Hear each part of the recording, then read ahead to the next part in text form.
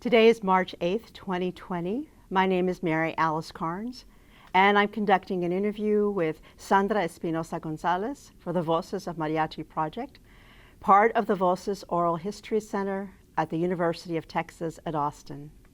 Today we are in San Antonio, Texas at the University of Texas at San Antonio's downtown campus.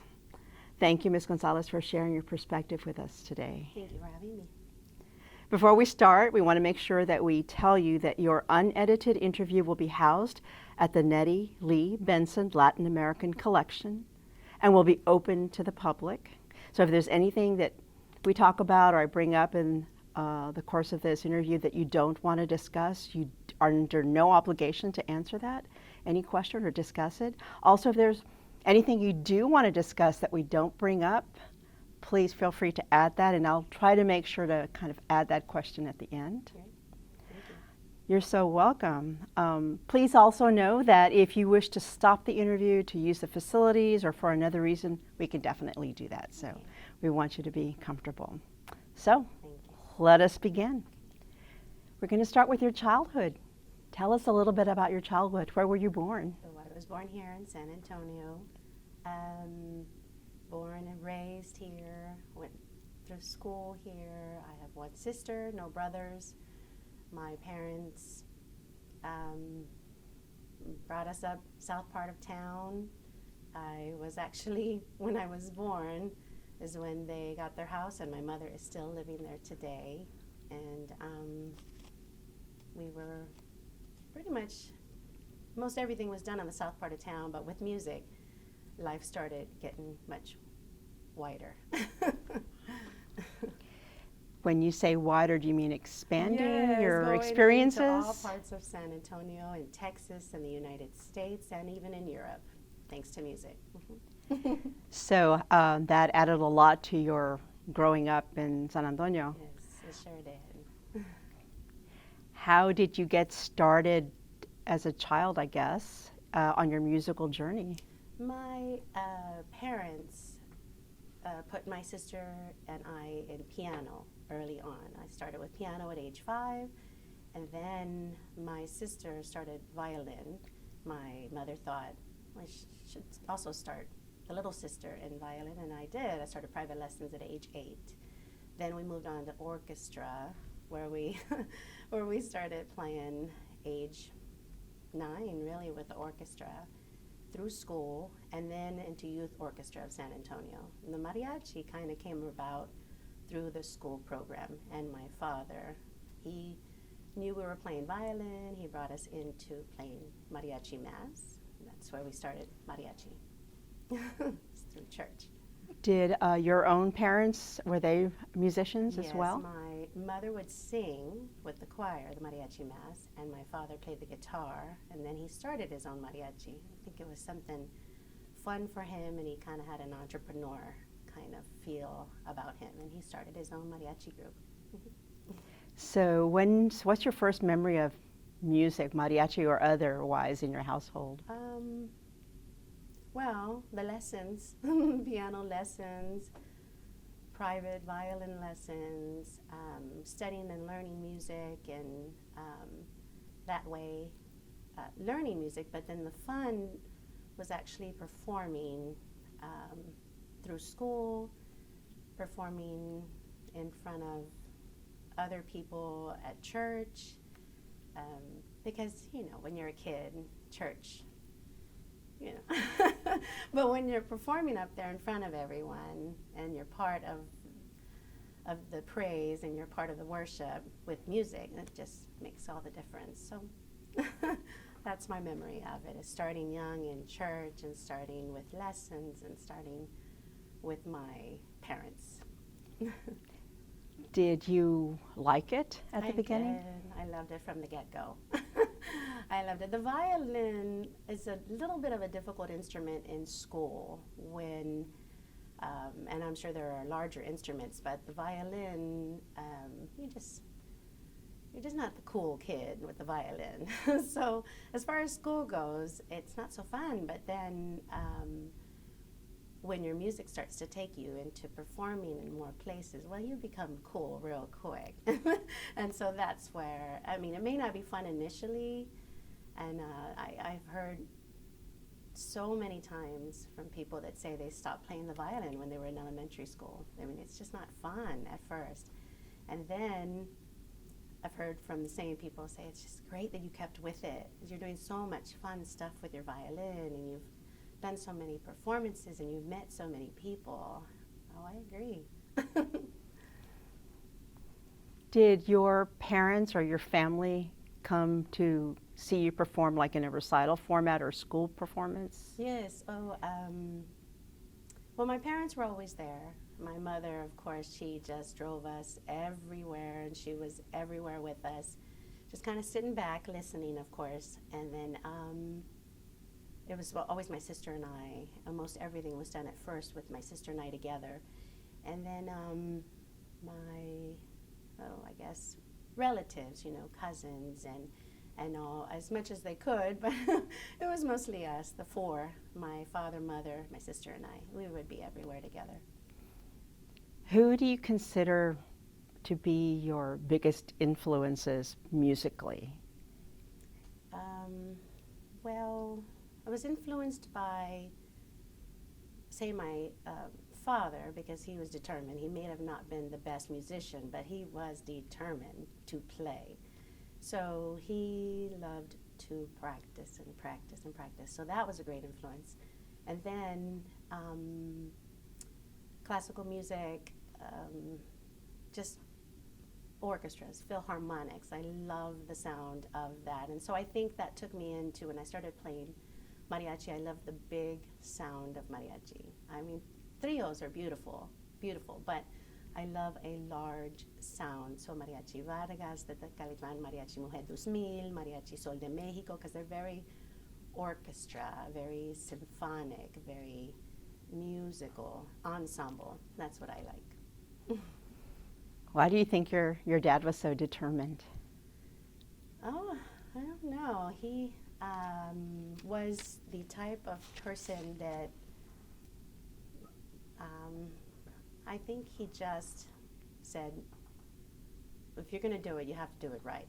He was a body man, and he fixed cars all his life. And he just didn't like anybody doing a reckless job with it.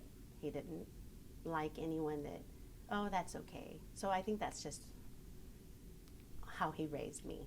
Like, why do anything halfway? You got to do it right. And so he wanted to practice and practice, and he may have not been able to read music the best, or if you listen to his guitar playing, it wasn't the most outstanding, but he wanted to practice and get there. He didn't believe in being just halfway about anything. And is that why you said earlier that he may not have been a good musician because of his sight reading skills or technique? Right. He may have not been classically trained, or he wasn't one that was taught by everyone around him. He just looked and he learned, and then he would intake from everyone, and they'd go home and just practice. Every night you'd hear him practicing. Sounds like he may have enjoyed doing it. Oh yeah, he enjoyed it.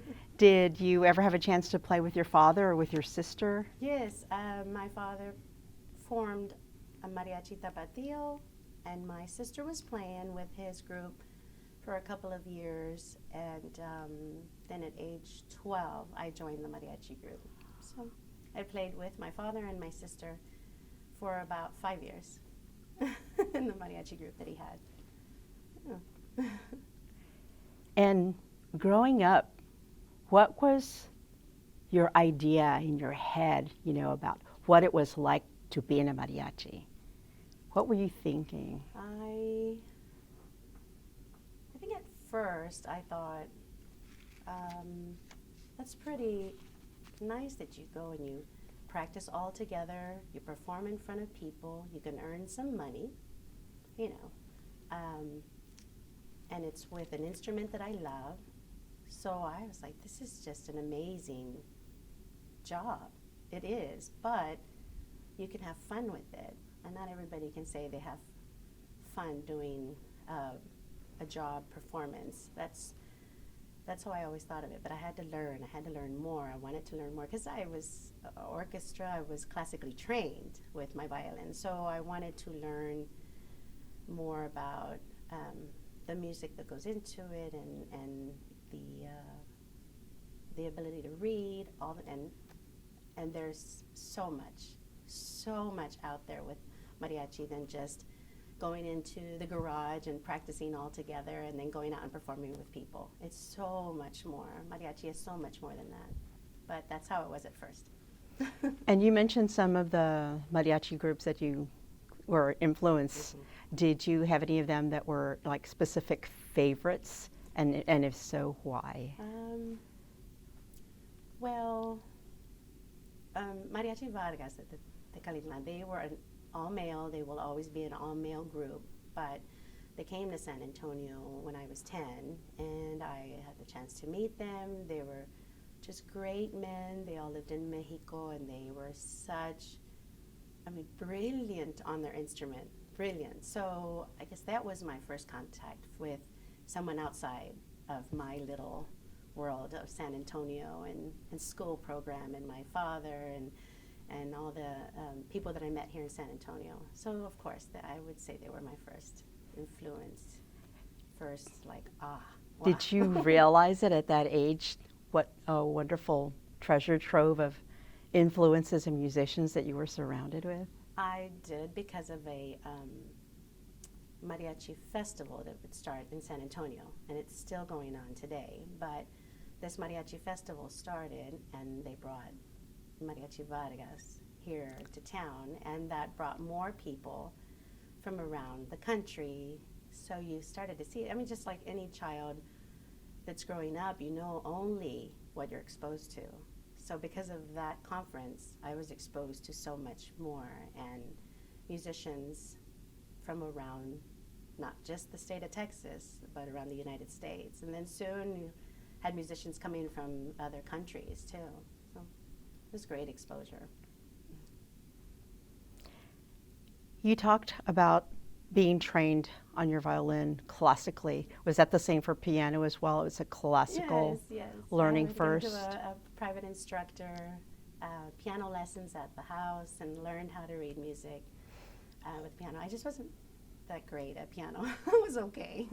Why would you label it classical? What were the techniques behind that makes it classical? Well, with piano, it's learning the music, treble clef, bass clef. You're learning from the instructors that are set up to teach a classical piano, the classical piano instrument, not jazz per se, not any other genre. But then violin, it was the Suzuki method, and my teacher, my private instructor, Mr. Gilbert Fierros. He's passed on, but he actually did not like me playing mariachi because he thought it would bring bad habits. And so I kept that in the back of my mind. Do not get the bad habits. Do not stop losing your technique. What do you think he thought was a bad habit from playing mariachi? Well, when you play violin, there's a certain bow arm that you have to use. You start to get pretty rough with mariachi because it's just the sound that it has to make. So you get pretty rough with your bow arm. Playing along the strings, it could be very, very, I don't know, it's just that sound that you get with mariachi. With your positioning of the left hand and across the strings, you end up maybe changing your position. The posture when you're playing the violin can be very different, whereas you sit. When you're playing orchestra, you sit down. Your back has to be very straight. Your shoulders pulled back. Your legs are in front. The feet on. Everything is very different in your posture when you play the violin, classical music. But when you play mariachi, it's a little bit different stance. It's a little bit different way that you hold the violin, and then you dance too. So it's a little bit different. And I think you said you and your sister initially started off with piano. Yes. And you gradually moved over to violin. I did. She stayed playing the piano. She's really good at piano. And I just was not picking it up as easily. I played for a few years, took lessons for a few years, but I could definitely not accompany someone. My sister can. She accompanies other people, whether they're singing or she can accompany someone on the violin. But I did just for a little bit. And then I moved on to violin, and then I stayed there. Just the violin. Did you have a piano in your home? Yes. My mother had a piano. Now it's in my sister's home. When the piano was in your home, did you have family gatherings around the piano where you would sing songs together? Right. We'd have cousins come over, and they'd play a little bit, because I have cousins up in North Carolina, and they were just naturally good at music, and they'd come in just by ear, play the piano. My sister would play, and everybody start trying to sing along with her, or we'd take out our instruments and start playing. She'd play the piano, I'd play the violin, my father the guitar, kind of thing. Sounds like you had a really wonderful musical family all the way around. We did. It was a great influence. What was Christmas time like? Well, with so many wonderful musicians? My sister, yes, was very good at picking up any sheet of music and playing it on the piano, and I said, okay, let me get my violin. I'll get my violin, and we could play Christmas songs, definitely. Did you notice other people your age playing mariachi music like you were and your sister? In the mariachi program with school, all of us would gather, and it was an after-school program at the time. Nowadays, it is an actual class you have in school. Not at that time. It was after school, so it was only the people in my school district. So we're talking several schools, and a few of them would get together after school, and we would practice maybe twice a week, and then we'd get ready for some kind of performance, whether it was a school function or a school parade, something like that. So that was really the kids around me. It was only when we'd get together for those kind of rehearsals. No one else in my school. No one else. Was there ever a time that you didn't want to play mariachi and wanted to play some other kind of music? No. Once I started playing, I always wanted to play mariachi. I played orchestra, of course, and I sang a little bit with jazz band in school, and I am always open to learning other genres, but mariachi, once I was playing it, I always wanted to play mariachi. Did you ever have any kind of a childhood accident where you hurt your hands or hurt yourself enough that, you were worried that you wouldn't be able to continue playing for a little bit? I played softball. When I was in junior high, I played softball. So yes, I kind of jammed a finger at one point, but it wasn't bad. And I never broke a finger, but I did jam it pretty good with playing softball. Played it a little bit as an adult, but it wasn't too bad. Luckily, I didn't break anything. I think that was my mother. She was so protective of us. She didn't let us do anything real wild. You noted at the time that you were learning in school that it was more of a project and an after-school program versus now that it's classes. Can you tell the difference as far as how it's influenced more mariachi today, or what do you see as the major differences? That is a definite. There are such great instructors out there that will teach in school. The schools in several school districts here in San Antonio, they have the mariachi program incorporated during school time. So it's a class period. They have to go, they show up, they take their instruments out, and these kids, it's so many of them that love it. It's what they learn as I did. You can go outside and you can actually perform in front of people, and you can make a little money. And so the kids learn that they want to get so good at this that they will get together outside of school and form mariachi groups. So the difference between back in the day when I was playing, where we all got together after school and learned, and now is there are so many more mariachi groups here in San Antonio. Young groups, young kids, and it's a great thing to see. And they are all learning from their teachers, and then they'll learn from one another, and then some will go off and learn from other mariachi groups, and you'll have mariachi groups that are formed with kids that are 13, 14, and there's 25, 27, 28-year-olds in there. And it's big, large groups. Or sometimes you have an instructor that decided to go ahead and take some students and get them together outside of the school, and then they start performing on their own. So you have that. You have large amount of mariachi groups here in San Antonio now because of that.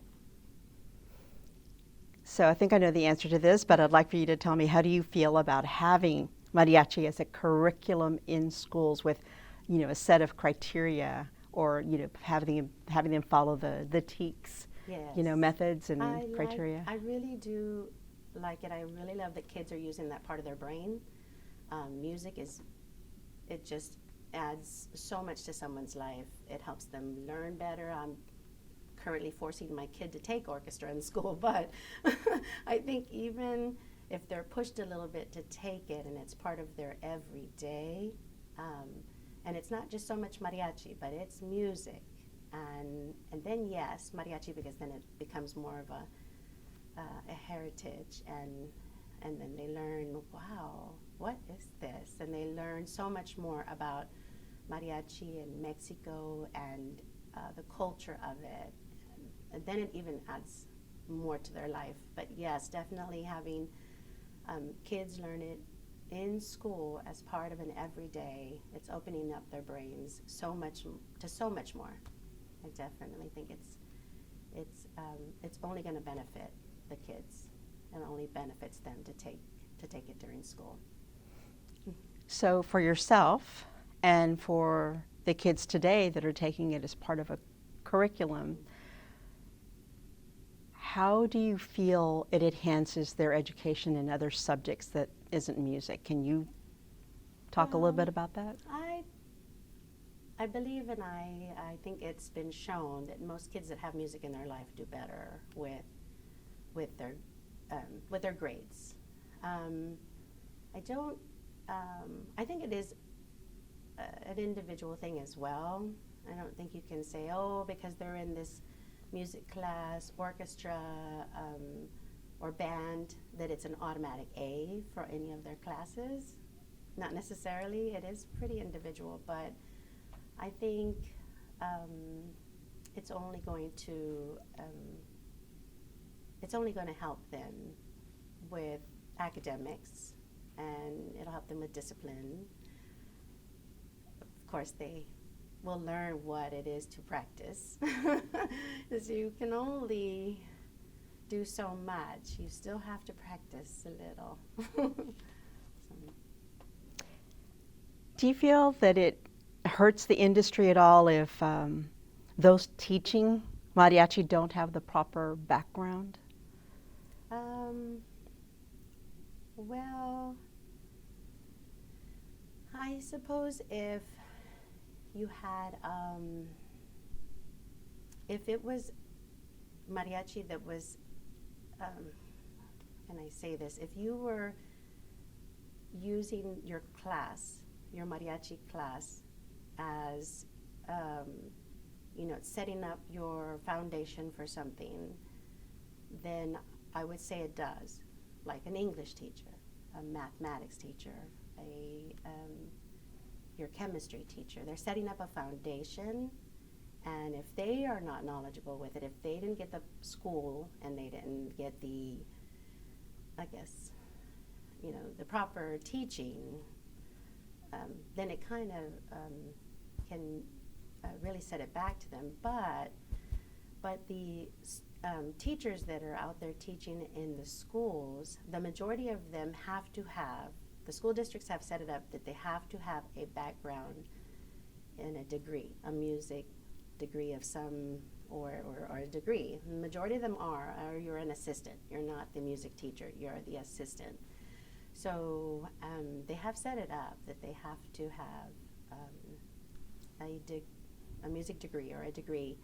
And then if they are the assistant, well, then they just add anyway to these kids learning from someone who's maybe more experienced, but they don't have all the academics behind them. So in any way, they are helping them in a way. But I think the schools, the majority of them are making it a requirement. They have to have the degree. They have to have the school. And Did you participate in any competitions musically when you were learning as a child? I did.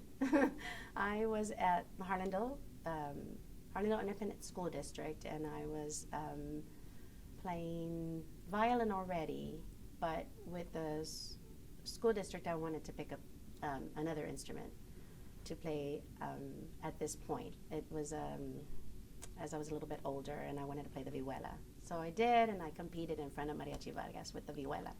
And I had already played violin with the school district as I was growing up, and I played outside of school, but I wanted to learn the vihuela. So that was actually my first competition was on the vihuela.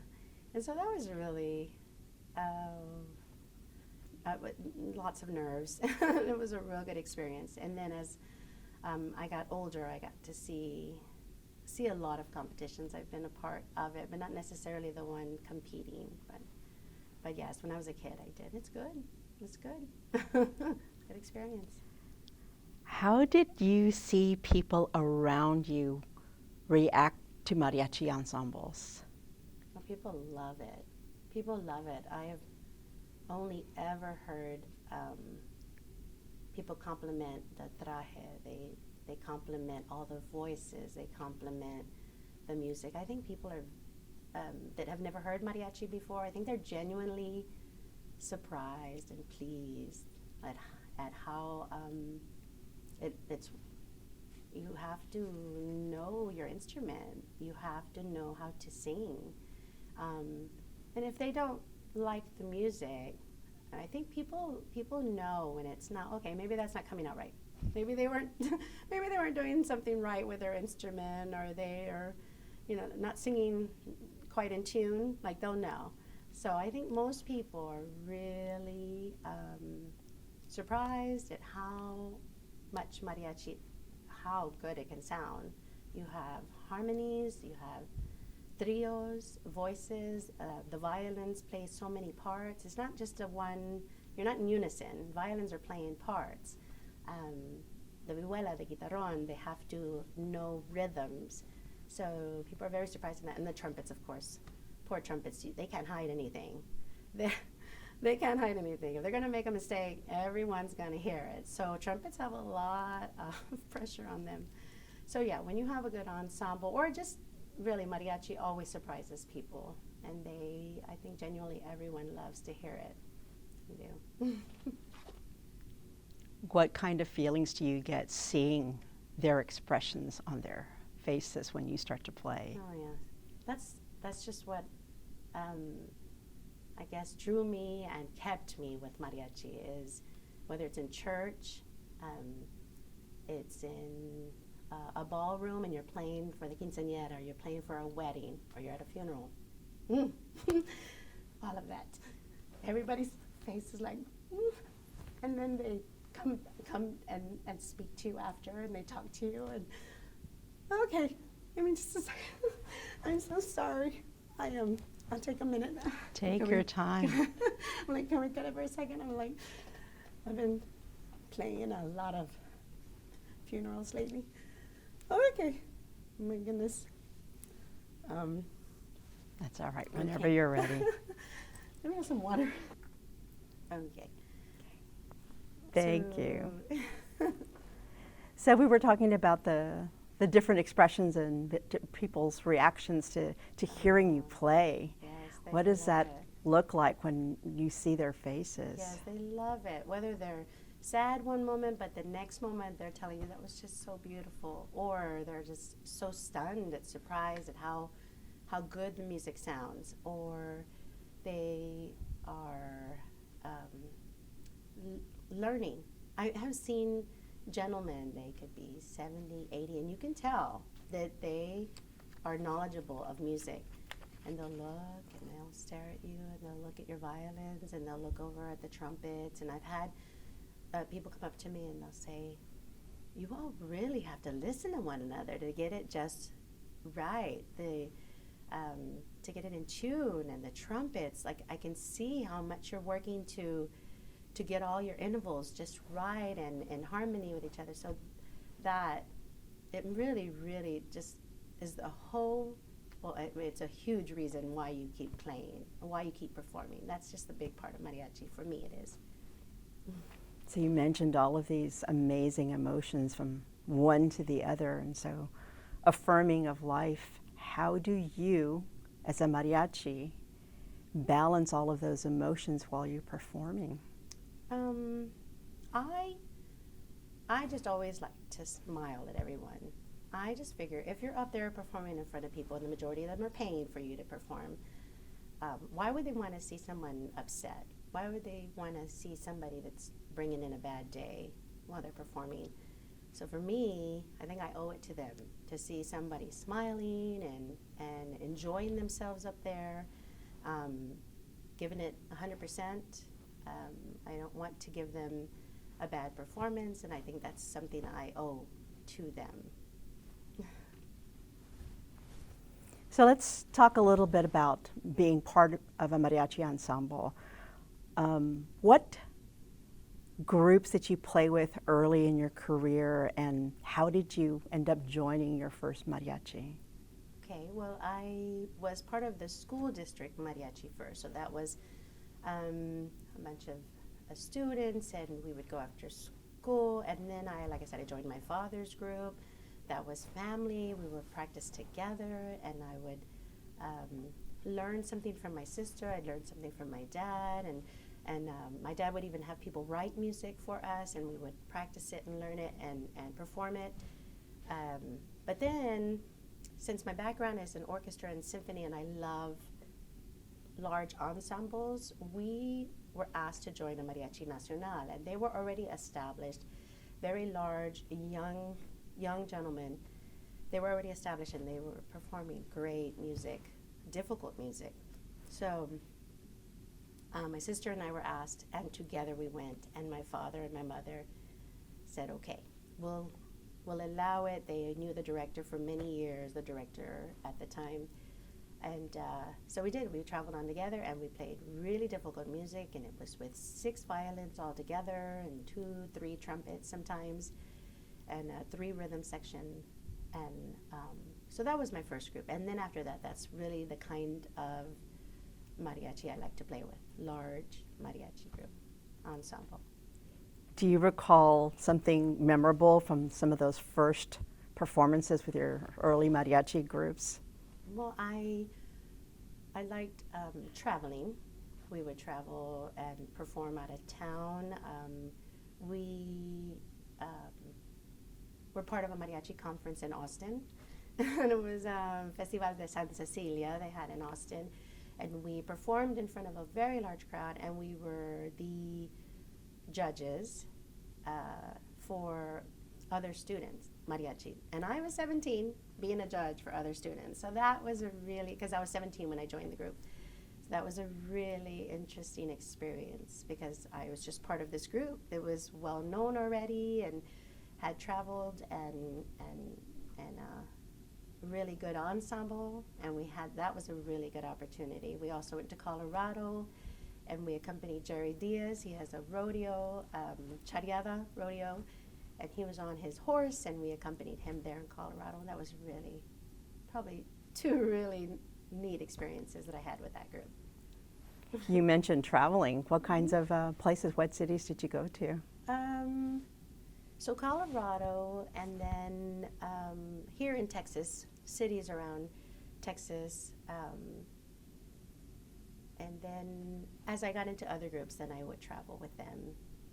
Mariachi Campanas de America, I've been everywhere with them, Washington, D.C., to Colorado, of course. I don't know if they like the group there, different parts of California. And now with the mariachi group I play with now, Mariachi Las Salteñas, we've also played many times in California, Wyoming, to different parts of the United States. It's been great. And I think you mentioned an overseas experience as well. Well, that was with orchestra, actually. When I was with the youth orchestra, YOSA, Youth Orchestra of San Antonio, we performed in Europe. So we did Romania, Hungary, and Austria. How long was that trip? 2 weeks. I was 15. It was my first time on a plane. So that was, I was jet lagged pretty bad with that. Was your family okay with letting you go for 2 weeks Yes, overseas? my mother raised the money for both my sister and I to go because we were both in the youth orchestra. So yes, we raised, well, all of the parents of the youth orchestra raised money. We had fundraisers and all kinds of things, and we traveled over there. All of us kids traveling to Europe. I mean, we had chaperones, but the chaperones had to pay too. So, so we had a big group of us. So you and your sister got to do this a lot together, and sisters have a very unique relationship. Did you ever find that your sister got you in trouble when you were kids while you were performing, Well, or vice versa? I don't know. I think we got really along really well performance-wise. It was at home. That's when we did all the fighting. When we were at home, she was 4 years older than me, and I was just the crazy, naive kid, and she'd always get after me like, what did you just do? What did you say? And so we were always fighting at home, but music-wise, we got along really well. We did real good with music. And did you say there was a brother as well? No brothers. Okay. No brothers. Just the two Just us sisters and two. your parents. Yeah. That's wonderful. Tell me a little bit about your traje today. Can you tell me the components of it? Is there a traditional way to create a traje? Well, some mariachi trajes are, you kind of get a little non-traditional. You can change it up a bit. But with the group that I play with, we try to keep everything from matching earrings to the hair bow, we match. The moño, we keep on and we match. And we even have the names on most of them. And then we wear the three-piece. So it's a coat and then the vest and a skirt. And we all have boots. Usually patent leather type boots that we wear. So some mariachis will change it up and not wear the vest. They just wear the white shirt. Or some don't wear the vest or the jacket. They just wear a camisola, a shirt, with the pants or the long skirt. And now some mariachis, you'll see female mariachis, they're wearing pants. So that's real nice too. It's a little modern and changed it up a little bit. And the female will wear pants and boots. You usually find men will wear the botines, the boots. And the girls, it's a little more difficult for the girls to find long botines. So they're usually a high heel, and so we have to deal with high heels for hours, standing for hours, wearing high heel boots, yeah. Does your mariachi ever wear pants, or are you always in the long skirt? No, our group likes to just keep the traditional look, the mariachi look. We go with different colors, whether it's pink in it with roses, flowers of some sort, or red. We have red traje, and that has the gala, which is more kind of and we don't have it on this traje, but a gala, you'll see it down the leg, and that's the traditional look. You'll see the black pants with the gala. They're like buttons, large buttons that go down. I don't know how to describe them. And gala is on the wrist and the chest, usually is where you'll find the gala. And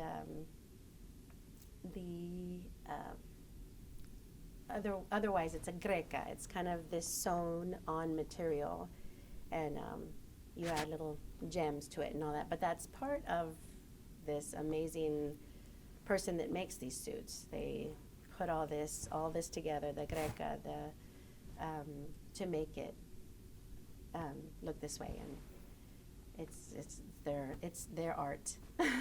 So is one particular designer that designs the traje for your ensemble? I think we've maybe used a couple of seamstresses, sastres, but we've been using, I think, one particular person who has a contact in Mexico and that makes them. So, Do you have a hand in the design, what you'd like to see in it or offer suggestions? Yes, or we offer suggestions. Always, the director of the group will ask us our opinion and what color we would like or what we would really not like to see on a traje. And then she goes from there. The director goes from there. And you mentioned non-traditional. Mhm. Other than the pants, Oh, what yes. have you seen that's maybe what you would call non-traditional Yes, or unusual? So some of the girls, they wear pants. They also wear blouses instead of wearing the jackets and the vest and the shirt underneath or the camisola. They wear blouses, and their blouses kind of come off here in nice, pretty ruffle, and also it makes it look a little different. But they play mariachi. They play their instruments and maybe some non-traditional mariachi music. But yes, and you'll see that. And here in San Antonio, even up in New York, they wear something different. They wear a blouse, and they all match.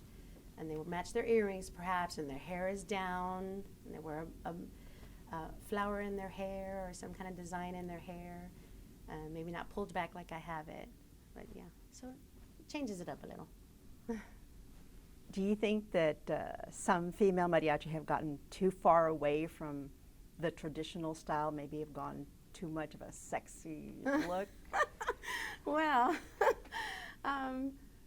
I guess it's all a comfort level. And if they're comfortable wearing it and they're still performing their music and they're still performing well, I think it's to them. And if someone doesn't like it, if someone doesn't like what they're wearing, then they really should not hire them, you know. And then for me, I don't think it's up to me to say. I mean, everything's so there is traditional, but I'm usually open to new things and seeing new things. I prefer wearing traditional mariachi traje. I prefer it. But if our group all decided we wanted to do something different and wear something different and sing something different, well, then we would all agree on it and we would do it. So I think if you're going to be playing with a mariachi group that is going to wear something very different and maybe it's a little too off, maybe a little too sexy, well, then it's going to be up to you to perform if you want to do it, if you want to perform with them. Let's talk a little bit about the gigs that you get with the ensemble. How do you seek out those jobs for the ensemble? Well, a lot of it is word of mouth. You have one person that will tell their family member, tell a friend. That's a lot of music. The gigs or the performances come in that way. And then people have cards. People want to build their business. So you have some mariachi groups, it'll just be a gig here or there they want to make, and they pass out a card and they perform that way.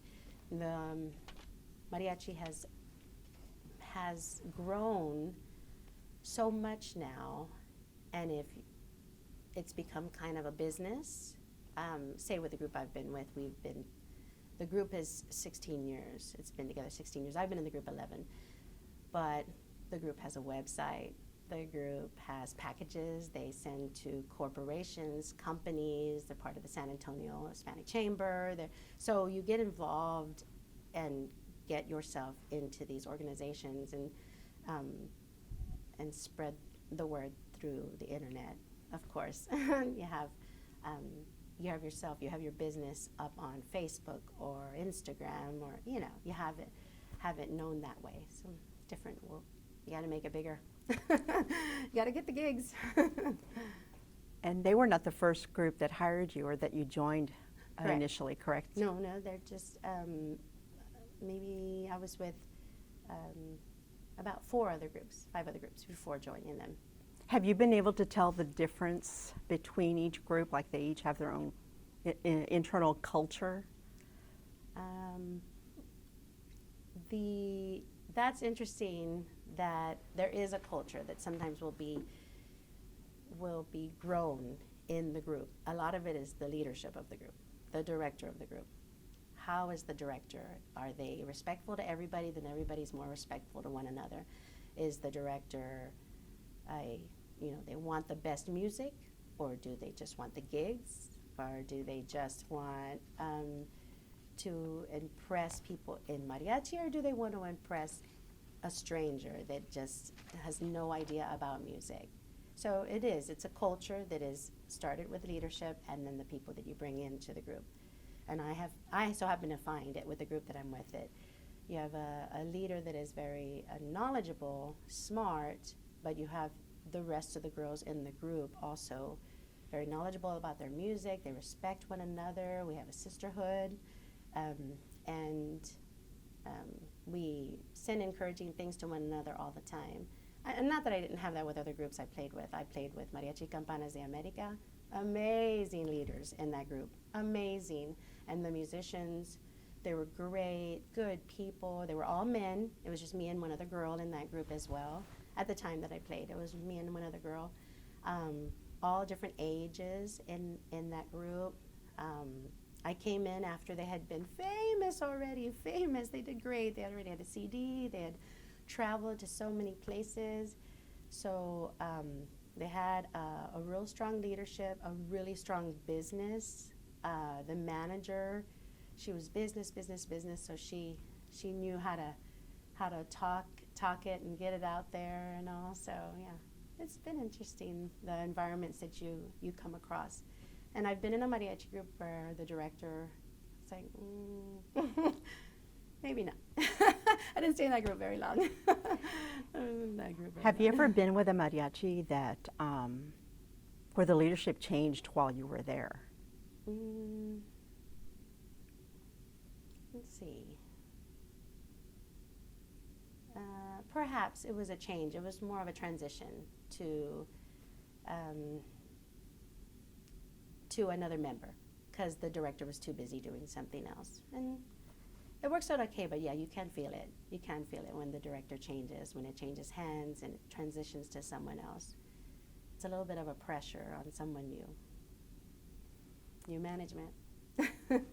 And sometimes there's a lot of movement between groups, like some musicians will be with this group for a little bit. Oh, yes. But they'll play over here. Oh, yes. What's your thought about that from transitioning to one to the other? I mean, how is that something that's easy or hard, and what comes with that movement? It is people being happy with their environment. You have so much talent out there, and some just plain and simple only want to play with a certain type of talent. And then you have people out there that they're not doing the best things in life with themselves and the people around them, and so they may be the best musicians, but they're not good members of a group. So you have they move on and they go and play with someone else or go play with someone else, and sometimes it's just your own choice. Like, I can't play with that people. We don't get along. The chemistry's not good, or I just don't like that music. So it's a great thing that mariachi can be that way. There are basic songs that everyone should know, and you can kind of go around and play with different groups. And then sometimes it's a good thing that, like say in the group I'm in, where we've all been together pretty much the entire time I've been in the group. We've had maybe a couple of people leave, a couple people come in, but it's kind of nice to have that where all the members are almost the same for 11 years. That's really good. And then there are just freelance musicians. They just want to play and have no commitment to a group. They don't want to rehearse with a group. They don't want to have to commit to being at every weekend job with this one group. They want to freelance. They want to play with different groups, and that's their own decision. It's different. So you've been with this group for 11 years. Mm-hmm. Do you envision yourself becoming the leader one day? No. Why is that a no? Why is that a no? Not at all. And there are people that have been in the group that have decided to make their own group. There are people that have been in Campanas, Mariachi Campanas de America. They've gone on and formed their own group. Other groups that I've been in, Nacional, they moved on and formed their own group. That's wonderful. I really, really applaud them. I think it takes, for one thing, you have to be able to get the performance. So you have to talk with clients, you have to get the money from them, you have to charge them the money, and make sure you get the money from the client. And then you have to get your musicians. Oh my goodness, that is so difficult to have all your musicians on the same page. Get there on time. They're all wearing the same traje. They're all wearing, that's so difficult for a director. And if anybody tries to say, I cannot believe the director's making more money than us. Really? Really? You don't? You don't see why they should make a little bit more than the rest of the group? No, they're doing a lot. They're speaking to the client, and they're going to be the one that is going to be blamed by the client if the job does not come out right, if they don't show up on time. So they have to deal with the client, they have to deal with their musicians, and then afterwards they have to pay all their musicians. So, yeah, that part is tough. That part is very tough. So you talked about some of those challenges that the directors have to deal with to keep that group together. Yes. And keep it successful. Yes. How are big business decisions made by the group? Is it just the leader, or are there things that come up, situations that come up that you all have to talk about it together? Yes. There are some decisions it'll just be the director can take it upon herself. A lot of the decisions she will speak to the musical director. So there's the director, she runs the music, and then she has to speak to the musical director about the music and what we're going to play for a show, where we're going to go, what avenue and what kind of music we're going to play. And then she speaks to the entire group, whether it's a group text that we have together, or she sits us all down for a meeting at one of our rehearsals and tells us, announces, this is what's going to happen. Do we want to be a part of it? So I think you're going to have to be that way. I think the majority of the time it works out better when you include inclusion. I think it just works out better when you get other people in on the decision. Are you as mariachi members ever in on gigs that are accepted or even gigs that are turned down? Do they include you in that decision, or they just assign you the gigs?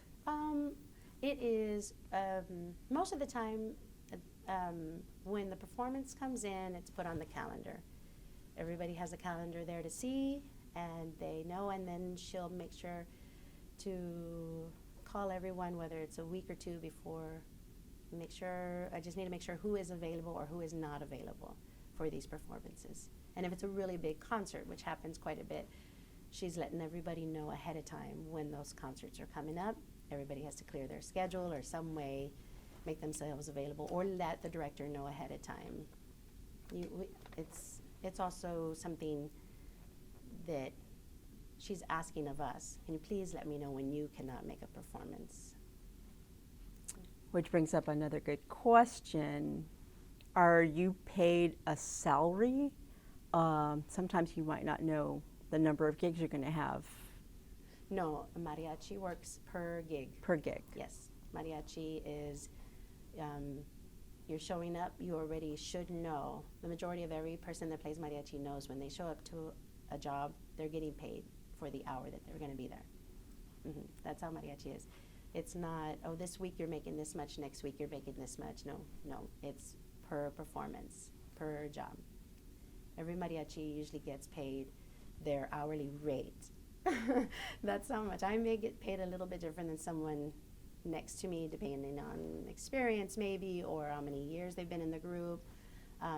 Some people out in San Antonio get paid a larger amount because they're amazing musicians, and you can call on them and depend on them to know every song under the sun. They'll know every song. And maybe another person, you'll ask them to come, and they're not as experienced, but you really would like to have them as the violin player there. And they're maybe going to sing one song. They're very, have a couple of years under their belt only, and they know they're only going to get paid, they're going to pay a little less. But they're going to know before they get to the job. Yeah. So, since you're paid by the gig, how are you contracted? Do you have an individual contract for every gig, or is there a one-time contract that you signed and they go for this year you're going to get paid this much per gig? Yeah, it's kind of an agreement that way.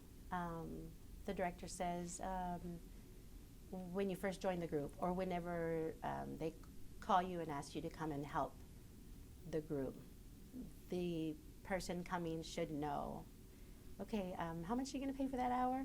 You know, that's how they'll know how much they're going to get paid. Or us joining the group, the director will let us know, this is how much I'm going to, this is how much I'm going to pay you per job. Or, by the way, I gave you a raise, you know, that kind of thing. I'm giving you a raise. Every job, I'm going to pay you this much. So that's an increase then per gig from then on, and just builds from there. Builds from there. And then we play out of town, and the director will have a rate that she gives everyone. If it's out of town, well, it's how many hours are you playing? It's how far away is it? Are you staying the night? So she's going by time and distance, and then she gets the rate for everybody. It's a pretty good, it's a significant amount more than you will get paid to play in San Antonio. You know, if we're going to be going to Washington, yes, you're going to get paid a lot more than playing here. Does the leadership pay for those big trips to Washington or some really big invested gig where you're going to be doing a big show? The leadership charges the client. Okay. The client pays. Okay, I have these hotel rooms for you all. I have this many for the 10 of you. I have you eating at this restaurant, or if you want to pick your own, well, then they have to charge per diem, per day, that kind of thing. And then we would just go eat wherever we're going to eat. And then, but yes, the charge to perform somewhere and the flights, if there's a flight or a van needed to be rented, that should be part of the price that's charged to the client. Yeah. Are you paid for rehearsals, for practices? No, rehearsals, I'm not. I don't know if too many groups pay for rehearsals, no. But you do rehearse before a specific gig to know what the set is going to be, or sets are going to be? Our group usually rehearses, I don't know how every other group does this, maybe groups might practice once a week. They have a set day. Whoever can make it, hopefully you get most. Our group, we are so many mothers, so many wives in the group, and we have so many children, all of us, that we let the director know ahead of time what days of the month were available, and whoever's the most available on this day, like out of the 10 of us, there was 8 of us available, well, that's the day she'll pick. And so we rehearse twice a month. And we need to take a little pause right now to switch out cards.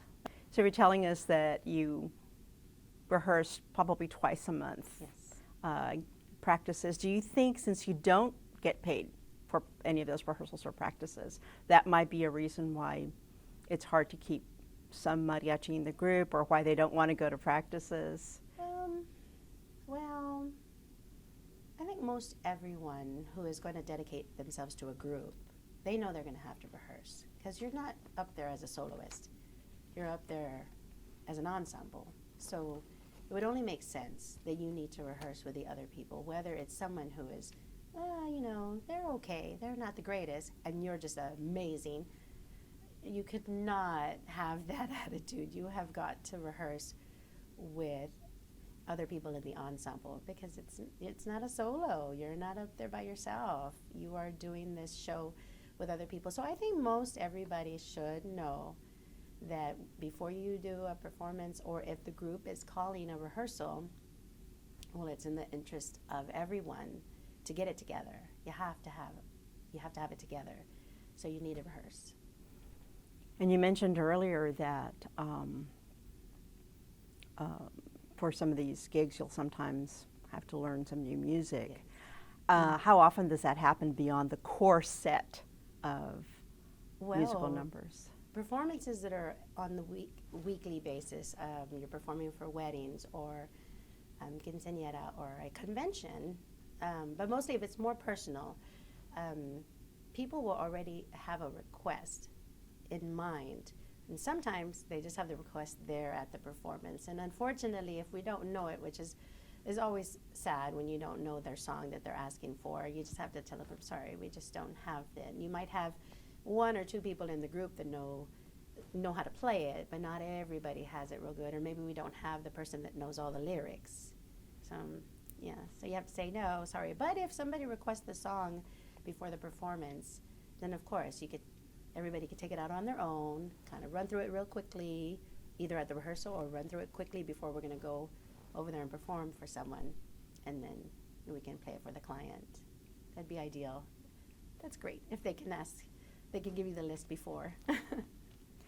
Was there ever a time where you improvised something, a song, and pulled it together that way, or just you knew enough that it was probably going to be something you have to say no to? Yes, there has been a lot of that. I think every mariachi knows that when you go, I think every person that's a musician with mariachi knows that you may go to a gig, a performance, and they're going to call out a song you may not be real confident in.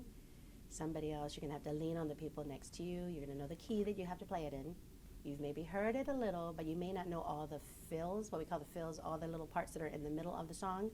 You know the intro, you know how to exit out of the song, or you know how to close out the song, you know all the intro, and then you have somebody that'll know the words, and then yes, you pull it together. You improvise, yes, and you pull it together for the client. Do you have like a memory about how it really, really worked and you pulled it off? You managed to really deliver a wonderful experience for this client? Yes. When it's an improvised song? Yes, when it's improvised, and it works out really well. It's just someone sitting at a table there that's a family member, and they've, just last week, someone asked us for a particular song, and the person that usually sings it wasn't there, so we had to have somebody else from the group sing it. And it was a little shaky at first. You know, we had a couple people missing from the group that normally sing certain parts, but say the music director sang the first part, and I sang my second, and somebody else sang the third, and the violin parts, we kind of worked it out like, okay, you take this part, and we kind of, and yeah, it worked out. It worked out pretty good, and the client liked it. That's always good. Yes. Has there ever been a time when it got so shaky that you weren't sure how the group was going to come back to the other to do the end? Well, it's up to some person to say, okay, take it out, or like let's close here, or turn around and kind of give the leadership and kind of pull it together, because you can't stop a song in the middle, or you shouldn't. You should never stop a song in the middle of a song. And so it's up to one person to kind of take the head of it and go with it. I've been there, I've done it, and then there's somebody else sometimes that'll take it too. So tell me, you're in the middle of the song. Mm-hmm. How do you get to the end if you're improvising it? Is there a signal, or is there kind of a shorthand? Yes, sometimes somebody will turn back, just like I forgot the words, and somebody else will come in and finish it off for them, or somebody will turn around and kind of nod like, I don't know this part, or the trumpet player, okay, I'm not sure of it, okay, I'll take it on the violin, I'll play the part on the violin. It happens that way a lot of times.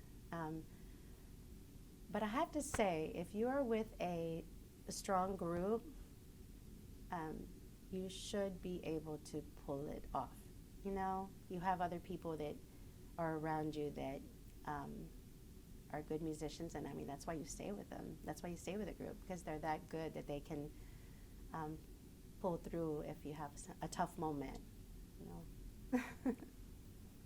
So we were talking just before this about how you're paid and how you've invested 11 years with the current group that you're in.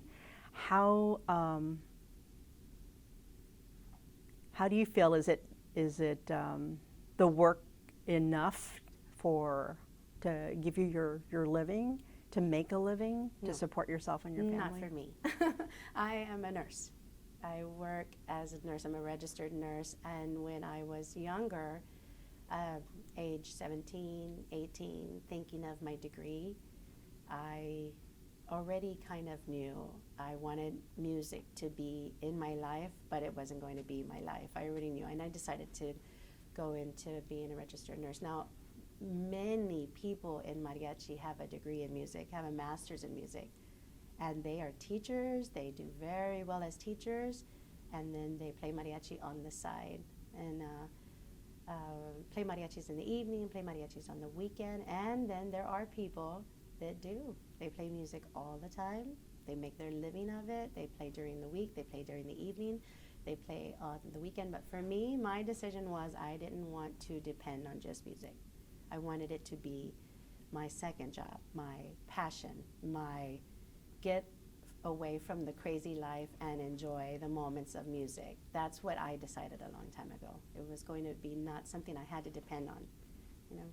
It was something that was going to be my like I said, my love, my passion. And you studied your nursing studies here in San Antonio? Yes, I UTSA, San Antonio College, and then I graduated from UT Health Science Center. Became a registered nurse. And are you at one particular hospital? That's where you work during the day? The majority of my career is at Methodist Children's, Methodist Women's. It's a combined hospital. Yes, Methodist Children's Hospital. Do the people at the hospital know that you're mariachi? Not usually from me, but they find out. They do. They find out that I play music. I don't usually tell people right away that are in the hospital with me. The nurses, they do find out. My coworkers, they find out. Patients sometimes find out. I walk in and a patient will recognize me, or I walk in with another nurse and right away the nurse wants to tell my patient, oh. Do they ask you to sing for them? Every now and then. Every now and then, I know. Oh my goodness. They're Well, sweet. from all that you've talked about already, it sounds like it's difficult to be part of a mariachi. It's a lot of What do you find busyness. that is the hardest part of being a mariachi?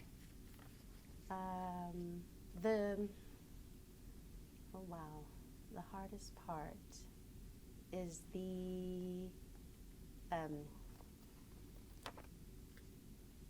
I guess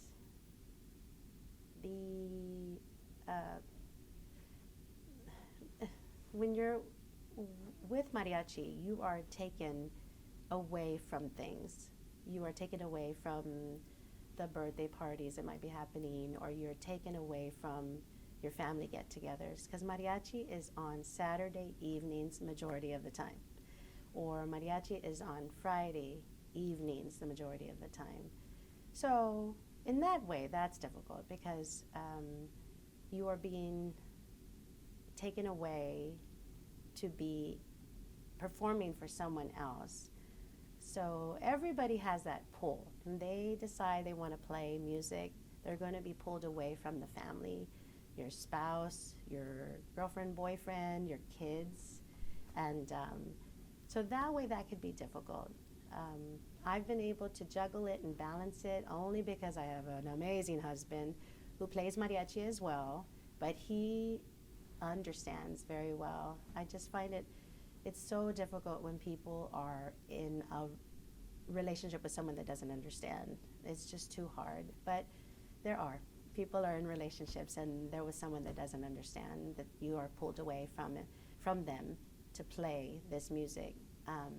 You're performing in front of strangers and you're making them very, very happy, but you are performing with others. And these people you have to get along with, and you spend a lot of time with them. You have to get along with them, and then the people that you are with have to trust you to be with these other people. So that's the difficult part. So you brought up the fact that this pulls you away from your family a lot. Mm-hmm. Saturday nights, Mm-hmm. usually primetime family night or spouse night. Uh-huh. You know. Yes. What about other times during the year, like holidays? What are the kinds of gigs that a mariachi would typically be asked to perform as far as holidays? Well, there are Mother's Day. Mariachi usually plays the night before Mother's Day, the day, all day Mother's Day, and the evening of Mother's Day. So anyone that wants to see their mother, they're going to miss their mother. My father, he wouldn't see my mother sometimes for a lot of Mother's Day. I don't see my kids sometimes on Mother's Day. I won't see my husband for Mother's Day. And so Mother's Day is a tough one, but everybody is very busy with Mother's Day. Everybody wants to hear the mariachi, and they're giving a gift to their mother, so we're part of it. We're part of their gift to their mother. Christmas, not so much, but there are Christmas concerts that we do. So So we're involved with that, and it gets to be a busy time as far as concerts go. Summer is a busy time for mariachi altogether. So that's the busiest time. The winter, like the January month, I always say everybody spent all their money on Christmas. They can't afford mariachis anymore. So it's always the slowest time for a mariachi. But then it starts picking up going into spring and into summer. So if you want a vacation with family, you know, you're going to, like with us, we're going to be missing some of our girls from the group, or you're trying to make a vacation and have to tell the group, I'm sorry, I'm not going to be there for it. So yeah, a little bit of that as far as holidays or vacations go. So your family's pretty used to this. Mm-hmm. Yes. What do your kids feel about your passion for mariachi? They're good. They have seen it since the beginning. And if anything is real important for them, I'm in a group that understands it. I just have to tell the group, there's something going on with the girls, I have to be there. And they know that, and that I'll be out for that time. But my girls, they go to see me perform, and they're like, yeah, that's pretty good, Mom. You did pretty good. Sounds like they're proud of you. Yeah, they enjoy it. They like to see Mom up there, but they like the other girls too. When they go see our friends and their mariachi groups and they know them, they're like, oh my goodness, he did so good. He's such a good singer, you know, and they appreciate it. So you mentioned that you're in an all-female mariachi, and you've been in a predominantly male-dominated mariachi group. Can you tell me a little bit about what you prefer? Do you prefer to be in an all-female group or the other kind of group, or does it make any difference to you? I used to just prefer all male because I liked the voices, the real deep and real broad voices of the male groups. And then I played with a couple of female groups, but I think just like anything else, when you find that everyone in the group is good and they perform well and they do well up on the stage, well, you're going to prefer to be there. The group that I'm with now, I would not be with them if they all didn't get along and they didn't all play their instruments well.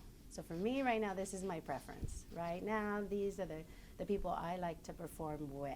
Like it beats being with a male group when they're not all super confident with their instrument and their voices, because this group is very confident with their voices, very confident with their instruments, and so this is where I like to be. Do you notice any kind of different reception from the client, the audience, that it's an all-female mariachi? Oh, yes. And what is that? What do you see that's the difference? Well, I guess when people generally think of mariachi, they think of men. They do. And there's nothing wrong with that. They just think of men. That's the little toys that are made at the market square are men playing a guitar, men playing the big bass, men holding the violin. Murals that used to be made of mariachi, old pictures were all of men playing their instruments. Nothing wrong with that. That's just the way it has been. Our first mariachi ever was Mariachi Vargas de Tecalitlan. They're all male. They're not going to have any women in there, and that's fine. So generally when people see an all-female group, and I'm surprised that even now, after so many years of girls playing mariachi, that they will still come up and, oh my God, y'all are all women? Y'all are all female? Yes, we are. They're still so surprised, and it's great. I love it. I love that we can still surprise people. I love that they can see, oh yeah, those girls can play. They can play an instrument. They can sing. I love it. I love to see that. I think everyone should be a little surprised when they hear music. Can you tell that there's a difference in who's surprised and who isn't? Does it tend to follow along age difference? Like someone who's older might not be used to seeing yes, females? It's definitely the older, middle age group, middle age to older group, yes, I think so, because that's what they've learned, that's what they've seen all their lives. Is usually it's a male-dominated male. That's usually what you see. So, I have a question for you. about being in a female mariachi? Is there any difference? I know there's a core repertoire, but is there a difference in the kinds of songs that a client will request because you're female? Or is there something that you might not do because you're all female, or something that you might do because it's women singing? Well, I think most people, when they see an all-female group, if they know mariachi, or they like mariachi or Mexican music, they'll ask for songs specifically sung by Ana Gabriel, Rocío Dúrcal, the female artists that they know, the female singers. So they're like, ooh, we can ask for this song. They've got to know it. They're female. So that, and if they know female music, female artists in particular, that's when they start to ask you for songs that are particularly, I mean, Amor Eterno, it's just always a given. You're going to be asked because Rocío Dúrcal sang it. Ana Gabriel, I mean, her songs.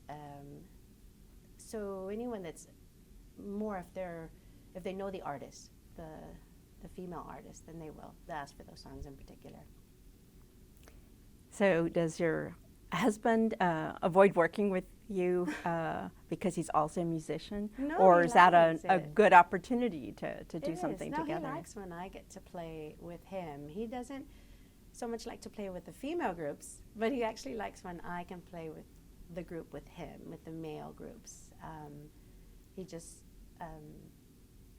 it's different keys for female singers. So if we ask a fella, if we ask a male musician to come and help us out, they're going to have to switch all the keys they know. They're going to have to switch their keys to our keys. Our keys are different. And so it's really challenging for them to come and play with us. And then us, if we go, it's just one of us, and we have to just change to their keys, which are pretty standard. The male keys are pretty standard. So yeah, no, he loves when I go play with him. What do you think is more difficult, changing the key because it's going to change where things fall on the instrument versus where it falls in your voice? What do you think is the most challenging? Oh, no, the instrument. Changing the key in the instrument is much more difficult than changing the key on your voice. Does so if I'm going to guess, but I don't know. Does a mariachi, la guitarra, or even any stringed instrument, they don't use any kind of capo, do they? No. Okay, it has to be whatever's natural on that instrument. Yes, it's the instrument as is, and you have to just adjust your finger to the key that you're in. Yes, yeah, no, nothing added to the instrument at all to help with the key that you're in. So we talked about things that are difficult about and challenging about being part of a mariachi. What are the most fun parts about being a mariachi? What comes to mind for you? The most fun for me is standing up there side by side with someone that can play an instrument and sing, and we just give a great show to the audience. I just love it. I love being up there. I mean, the smile is almost like it's on, like from the minute that you are the first note you play with a mariachi, and you come out and you see everybody's eyes turned towards you, and everybody's looking and listening, and all that's just the most fun part. And we start to play a great song, and we can even dance to it sometimes up there together, or we just all sing together, even if it's a ballad. It's a slow piece, but we all have all our instruments together, and all the music's coming out together, harmonizing. The voices are harmonizing well, and everybody's looking up at you like, wow, that sounds so nice. Like, you can see it in their face. They really love it. That's just the best. So here's another question for you as far as how other groups view your group. Do you have a specific reputation in town for, that's them, or what do you think? I'd like to think so. I'd like to think, and that is something that every group tries to do. They try to have a good reputation with their fellow musicians.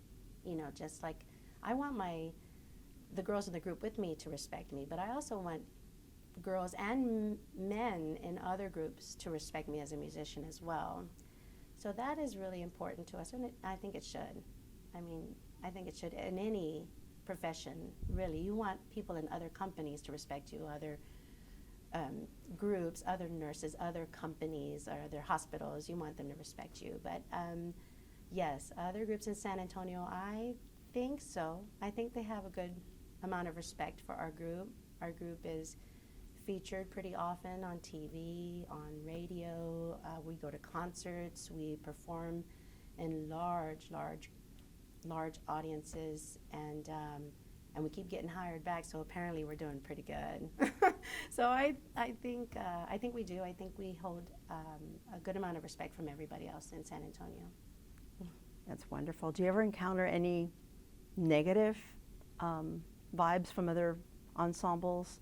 Any of the old, ways or something where they just can't accept a female group, or really not so much in San Antonio? Not so much anymore. Not so much. Maybe initially, or you have some groups that'll think, oh, these girls, they can't play this music, so difficult, and then we show them we can, really.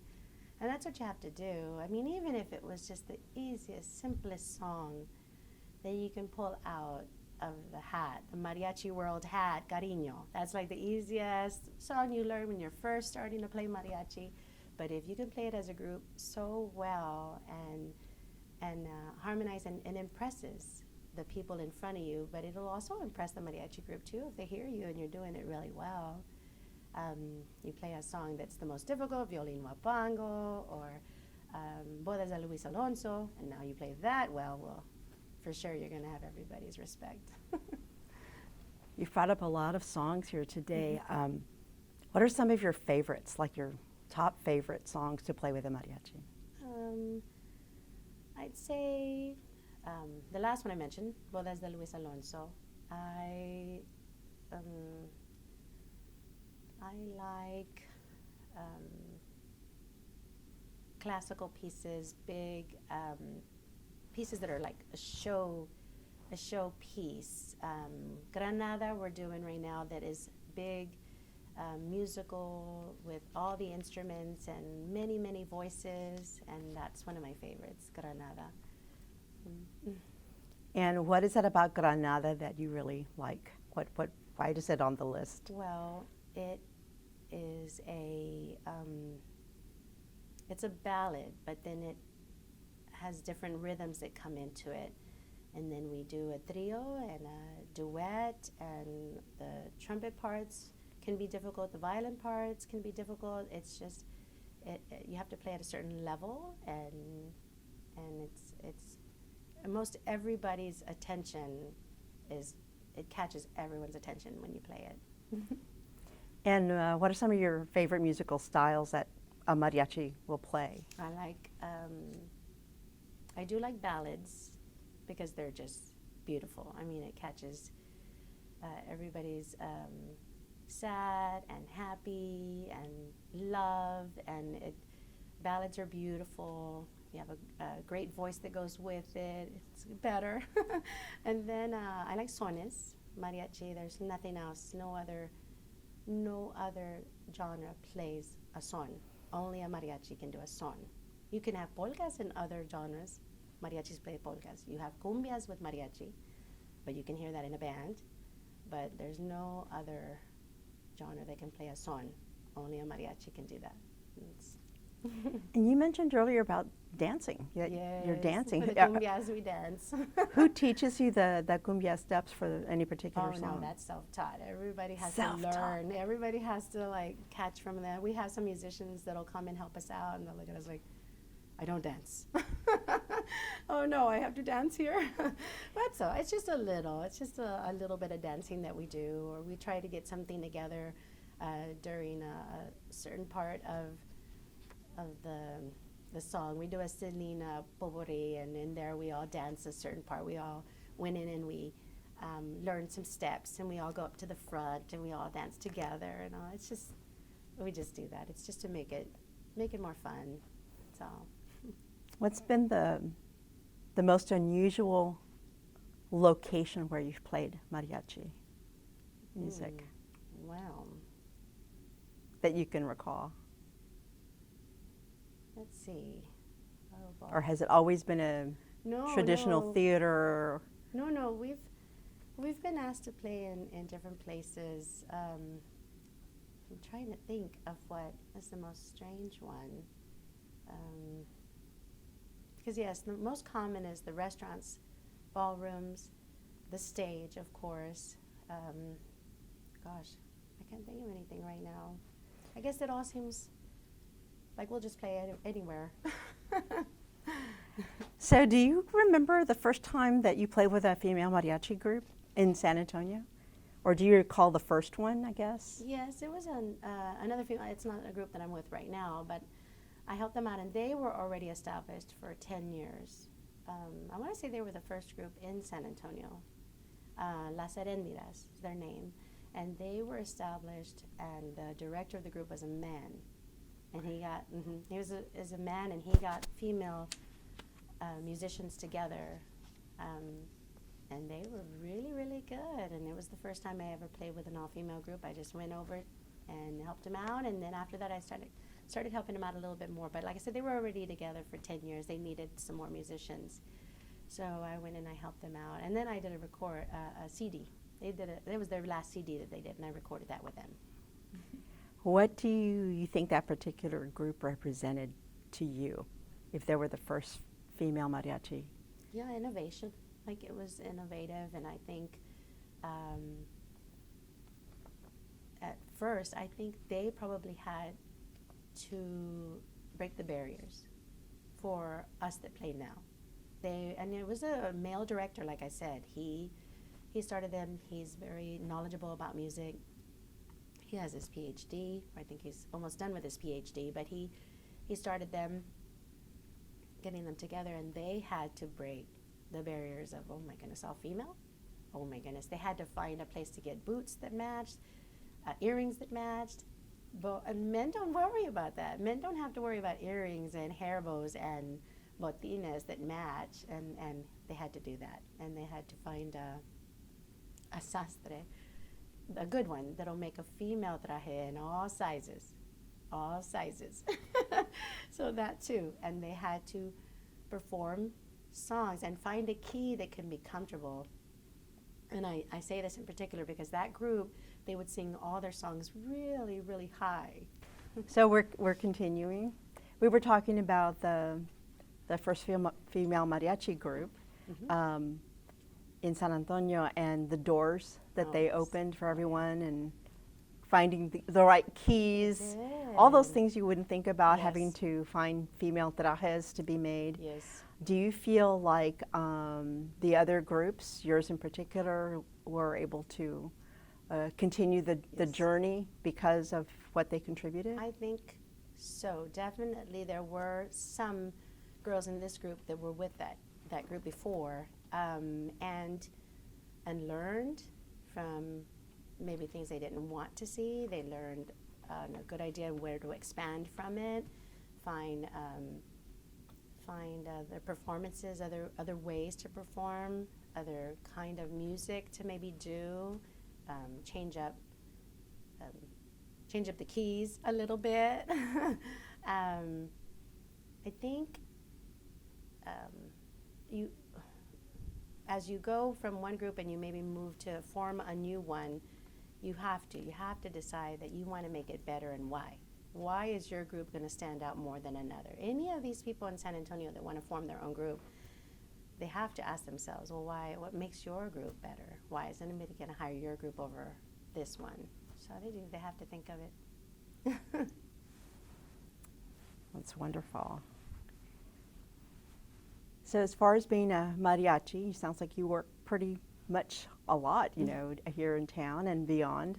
What do you have to do to keep up your body? Because your body's another instrument. Oh, yes. What do you have to do specifically to your hands, your body, to stay in shape to perform? That's true.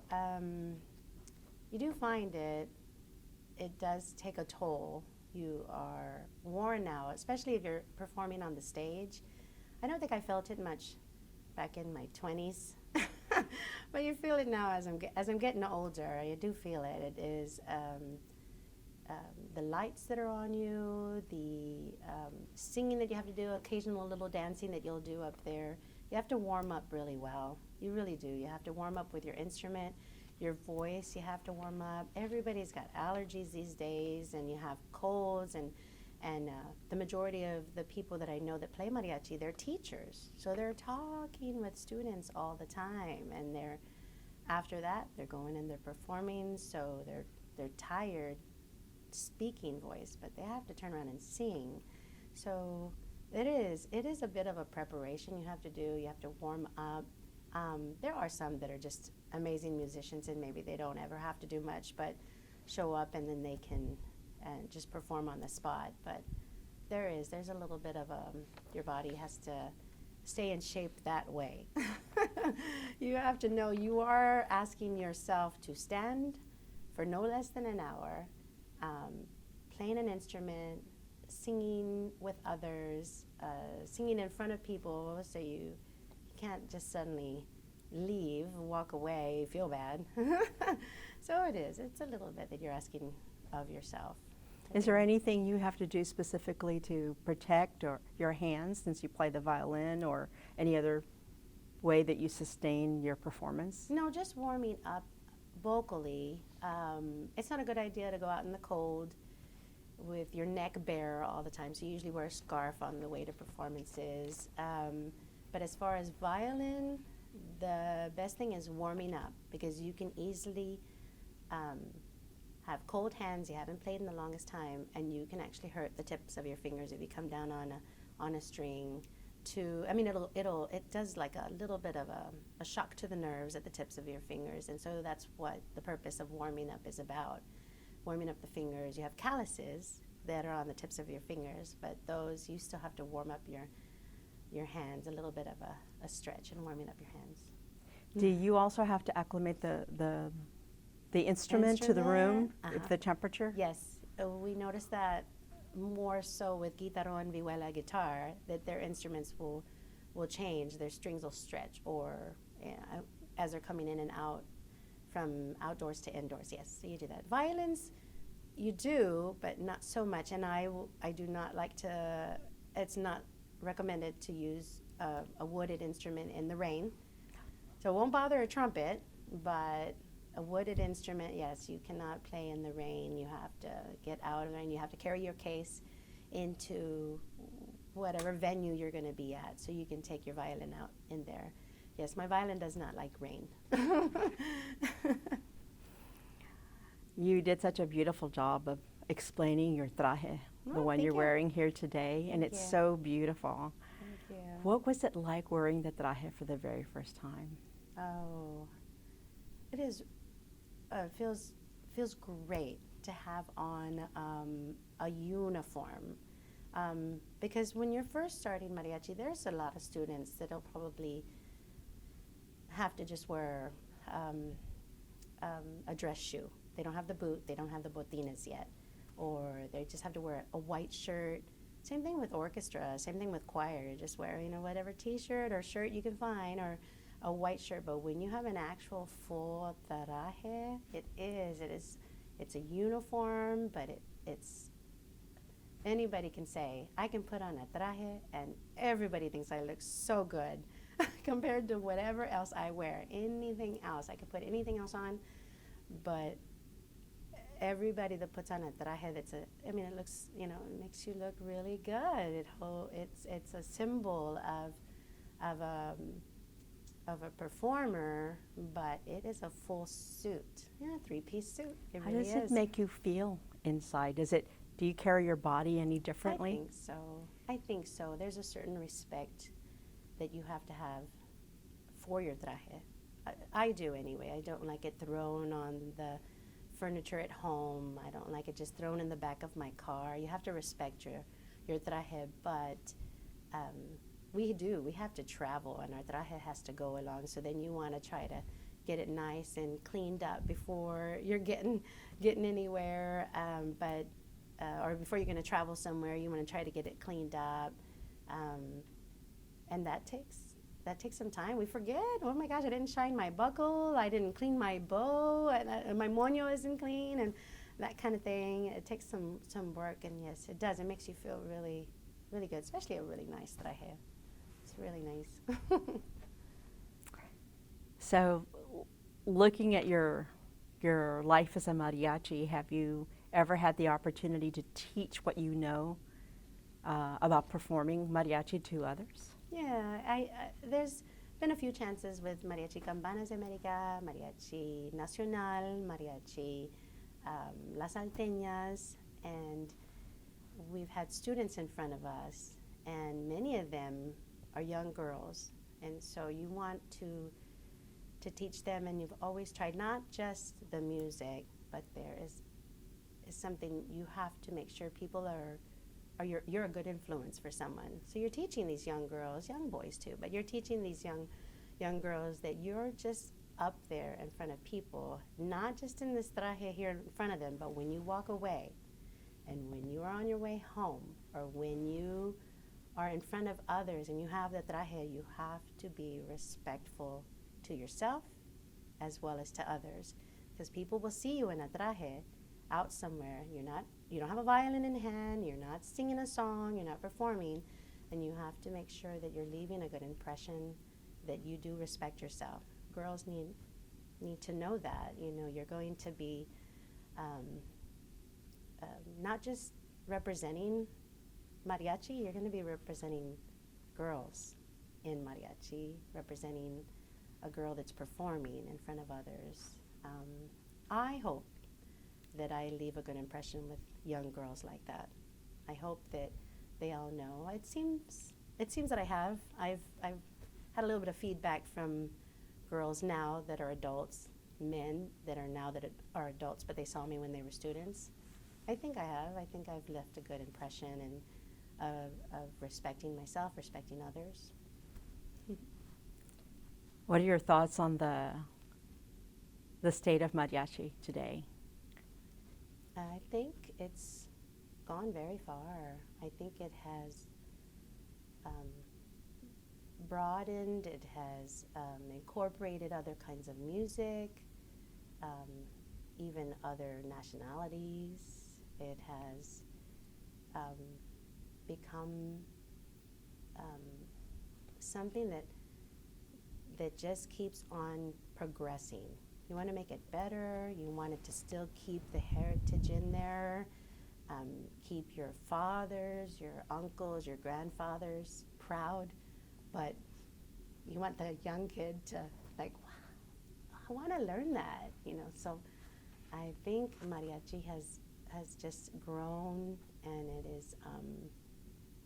it is always something new and improving. I think mariachi has done that, and I think it'll continue doing that, because people are so young. They're so young playing, and they're going to continue playing for many years.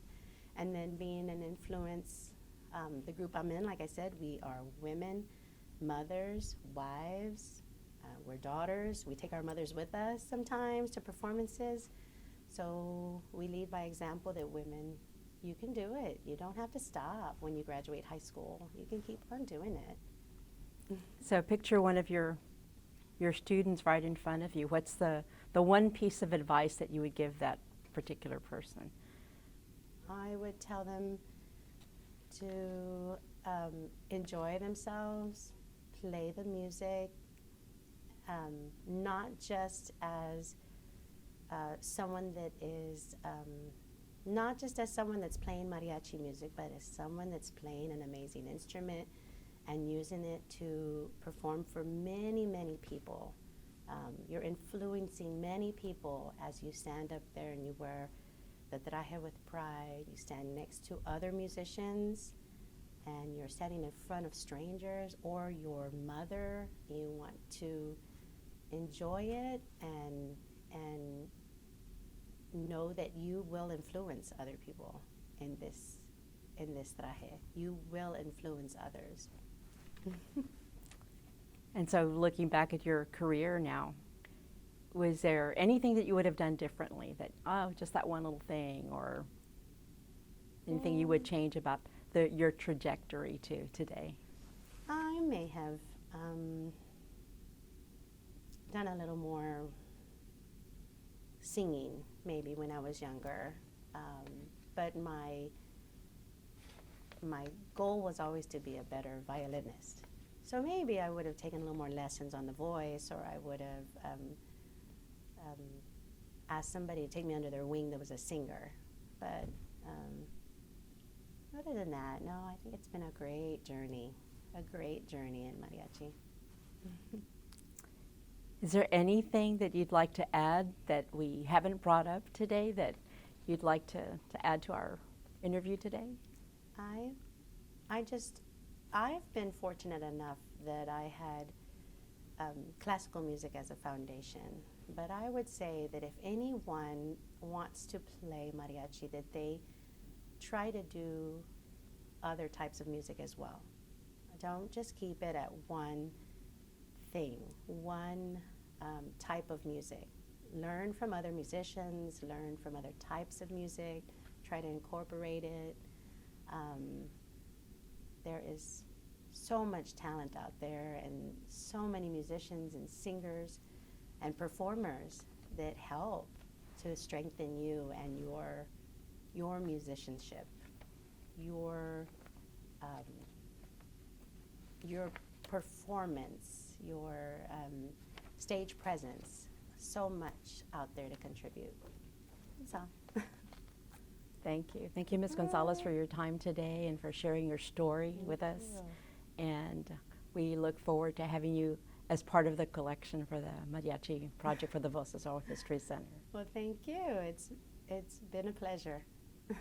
Thank you.